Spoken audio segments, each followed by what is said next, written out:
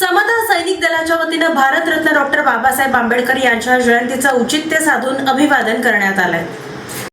Bharat Ratna doctor Babasaheb Ambedkar यांच्या 135व्या जयंतीनिमित्त मंगळवारी 14 एप्रिल रोजी समता सैनिक दल शहर जिल्हा सोलापूरच्या वतीने डॉक्टर बाबासाहेब आंबेडकर यांच्या पूर्णाकृती पुतळ्यासमोर मानवंदना देण्यात आली। तत्पूर्वी समता सैनिक दलाच्या GOC सुमित्रा केरू जाधव यांच्या हस्ते डॉक्टर बाबासाहेब आंबेडकर यांच्या पुतळ्यास पुष्पहार अर्पण करून अभिवादन करण्यात आले। त्यानंतर समता सैनिक दलातील पुरुष व महिला सैनिकांच्या वतीने मानवंदना देऊन भीमगीत सादर करण्यात आले।